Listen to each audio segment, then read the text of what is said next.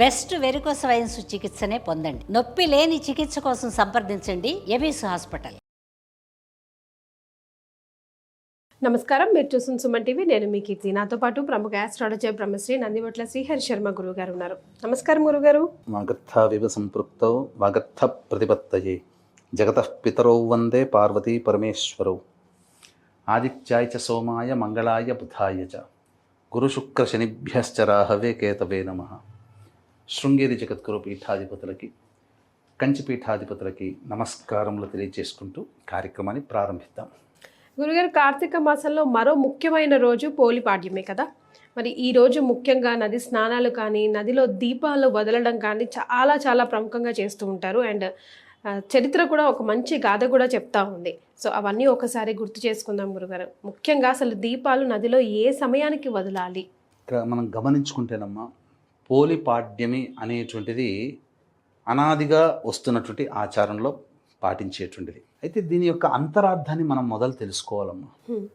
అంటే పోలమ్మ అనేటువంటి యొక్క మహిళ నిరంతరం ఈ కార్తీక మాసం అంతా భక్తి ప్రపత్తులతో, విశ్వాసముతో దేవుడి పూజ మనస్సులోనే చేసుకుంటూ దీపారాధన ప్రతిరోజు చేసినటువంటి కారణ ప్రభావం వలన బొందితోనే కైలాసానికి వెళ్ళింది అని చెప్పి మనకు చెప్పబడి ఉంది. అంటే కైలాసానికి బొందితోనే మోక్షం చెందింది అని అర్థం. అంటే దీంట్లో అర్థం ఏంటి? నిజంగా అది ఎప్పటి కాలమో అది జరిగింది. ఇప్పటి కాలంలో కూడా కలికాలం కాబట్టి నిజంగా దైవ అనుగ్రహం ఉంటే స్వర్గానికి వెళ్ళే అవకాశం దక్కుతుంది.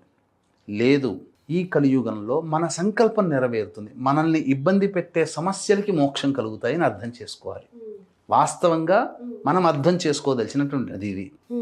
ఇప్పుడు మనకు ఈ పోలమ్మ గురించి, పోలిపాడ్యమి, కార్తీక మాసంలో పోలిపాడ్యమి అనేటువంటిది మనం ఎలా అయితే ఆమెను తలుచుకుంటున్నామో యుగ యుగాల నుంచి, ఇది కూడా మనకు వరలక్ష్మి వ్రతం చేస్తే చారుమతిని ఇప్పటికీ తలుచుకుంటున్నాంగా. అందుకనే మళ్ళీ కార్తీక మాసంలో ఈమె ప్రసిద్ధి కాబట్టి ఈమెను తలుచుకోమని శాస్త్రం, పూర్తి కాదు. అలాగే మనకు ఈ పోలమ్మ మన ఆంధ్రులు అవ్వడం మన అదృష్టం, తెలుగు అమ్మాయి అవ్వడం మన అదృష్టం. విజయవాడ పరిసర ప్రాంతాల్లో ఈ సంఘటన జరిగిందమ్మా. పోలమ్మ అచ్చ తెలుగింటి ఆడపడచ్చు. ఇది ఇక విషయానికి వచ్చేసేసరికి ఈ గాథ అనేటువంటిది మనస్సులో స్మరణం చేసుకుంటూ ఈ పోలిపాడ్యమి యొక్క విధానాన్ని ఆచరించాలి. అంటే ఇప్పుడు వరలక్ష్మి వ్రతం రోజు మనం ఎలా అయితే కథ చదువుకుంటామో, సత్యనారాయణ స్వామి వ్రతం అప్పుడు కథ చదువుకుంటామో, అట్లా చేయాలా గురుగారు? ఆ కలిగినటువంటి పోలమ్మకు కలిగినటువంటి భాగ్యాన్ని తలుచుకోవాలి. అప్పుడు కార్తీక మాసంలో దీపారాధన, జపము, దానము ఇవన్నీ చేసిన పుణ్య ఫలితం సంపూర్ణమవుతుంది. అంటే క్లుప్తముగా చెప్పాలి అంటే, ఒక స్త్రీమూర్తికి 6 కుమారులు, కోడళ్ళు. అందరికంటే చిన్న ఆవిడ ఈ పోలమ్మ. కాబట్టి చిన్నవాడిని చూస్తే మొత్త బుద్ధి అవుతుందని శాస్త్రమే, సామెతే ఉంది.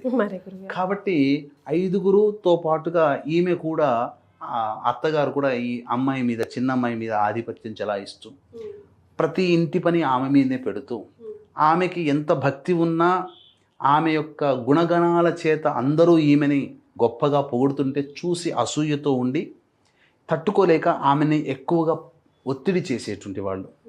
ఈమె ముందరనే కావాలని వచ్చేది కార్తీక మాసం, మనమందరం పుణ్యం సంపాదించుకుందాం, రోజు ఈ విధంగా స్నానం ఆచరిద్దాం, దానం చేద్దాం, ఇలా చెప్పుకుంటూ ఉన్నారు. ఆ కార్తీక మాసం రానే వచ్చింది. బండెడు చాకిరి, బండెడు అంట్లు అన్నీ కూడా ఆ చిన్న కోడలికి అప్పగించి వీళ్ళు పోయి స్నానాలు ఆచరించడం, రావడం. కానీ ఈవిడికి కూడా నేను చేస్తే బాగుండు అని, కానీ ఇంట్లోనే ఆ నదిలో స్నానం చేసినట్టుగా భావన చేసుకుంటూ ఉండి దీపారాధన ఎలా చేయాలని తోటి కోడలందరూ చెప్పుకుంటూ ఉండేవాళ్ళు కదా.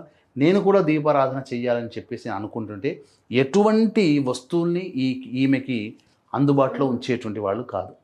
కాబట్టి చివరికి మనసుంటే మార్గం ఉంటుంది. Where there is a will there is a way.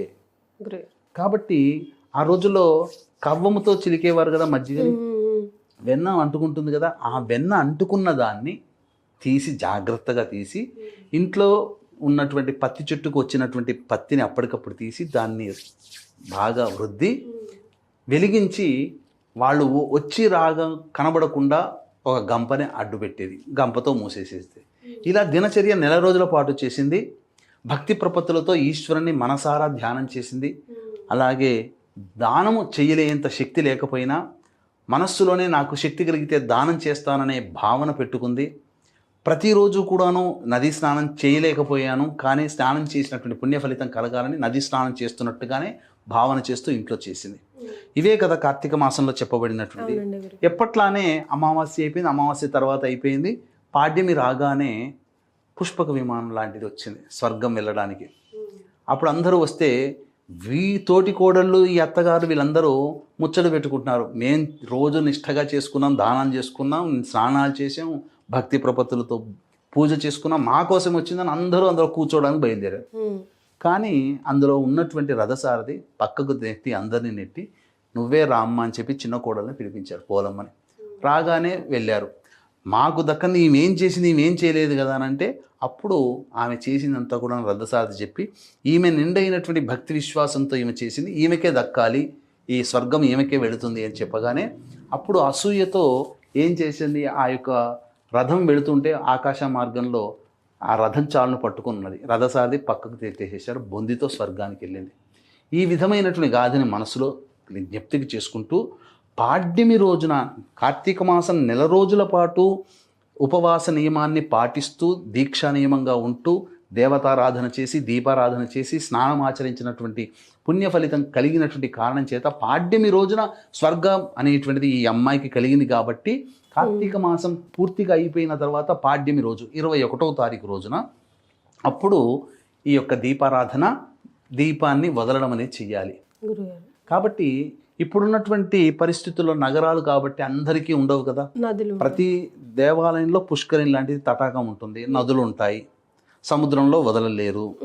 కాబట్టి ఇంట్లోనే ప్రస్తుత పరిస్థితులకి అనుగుణంగా ఇంట్లోనే ఒక బకెట్ కానీ ఒక టబ్బు కానీ తీసుకొని శుద్ధమైనటువంటి నీళ్లు తీసుకొని అరటి డొప్పల్లో కానీ ఆకు డొప్పలు పూజా స్టోర్లో దొరుకుతాయి, ఆ డొప్పల్లో కానీ ఎక్కువగా అవసరం లేదమ్మా. పువ్వొత్తులు బొడ్డొత్తులు అంటారు కదా, వాటిని ఆవు నేతిలో ముంచి వెలిగించి ఆ నీటిలో వేసి పోయి రావమ్మ దీపమా అని చెప్పి ఆ దీపాన్ని వదిలివేయాలి. ఈ విధంగా చెయ్యాలి. కానీ ఇది సూర్యోదయం కంటే ముందే చెయ్యాలి. కాబట్టి ఏ సమయంలో చెయ్యాలనేది కూడా తెలియజేస్తాను. వీక్షించేటువంటి ప్రేక్షకులకి నవంబర్ 26వ తారీఖు రోజున మార్గశిర శుద్ధ షష్ఠి, సుబ్రహ్మణ్య షష్ఠి అని అంటారు. ఆ రోజున జాతకరీత్యా కలుగు అన్ని రకాల దోషాల నివారణకి సర్వదోష నివారణ పూజల హోమాలతో పాటు సుబ్రహ్మణ్య మూలమంత్ర పాశుపత హోమము కూడా జరిపించడం జరుగుతుంది. దీని ద్వారా వంధ్యాదోషములు, కుజదోషములు, కాలసర్పదోషములు, అలాగే వివాహపరమైనటువంటి దోషములు, ఉద్యోగపరమైన దోషములు తొలగి రుణబాధలు తొలగి ఆనందంగా ఉంటారు. కాబట్టి అవకాశం ఉన్నవాళ్ళు ఈ కార్యక్రమం తదనంతరం కాంటాక్ట్ చేసి మీ గోత్రనామాలు నమోదు చేసుకోవచ్చు. ఈ కార్యక్రమంలో నమోదు చేసుకున్నటువంటి వాళ్ళకి వైజయంతి మాల ఇవ్వడం జరుగుతుంది. అవకాశం ఉన్న వాళ్ళు సంప్రదించండి. ఇక వదలాల్సినటువంటి సమయము బ్రహ్మముహూర్త కాలంలో నిలిచి కాలకృత్యాదులు తీర్చుకొని చక్కగా ఇంట్లో దీపారాధన చేసి ఈ యొక్క దీపాన్ని వదలడానికి కూడా సామాగ్రి సిద్ధం చేసుకొని ఉదయం 4:45 నుంచి 6:10 లోపల వదలొచ్చమ్మా. సూర్యోదయం కంటే ముందే ఈ విధమైనటువంటి ప్రక్రియ చేయాలి. సూర్యోదయం తర్వాత చేయడానికి వీలు కాదు, చెయ్యకూడదు కూడా. కాబట్టి ఈ సమయంలోనే చేస్తే అప్పుడు కార్తీక మాసం నెల రోజుల పాటు ఎంతో నిష్టగా ఉన్నారు కదా, ఈ ఒక్క రోజున చేయడం ద్వారా సంపూర్ణమైనటువంటి స్థితి కలుగుతుందని చెప్పవచ్చమ్మా. తప్పకుండా చేస్తాం గురుగారు, చాలా సంతోషం, ధన్యవాదాలు. సర్వం శ్రీ ఉమామహేశ్వర పరబ్రహ్మార్పణమస్తు.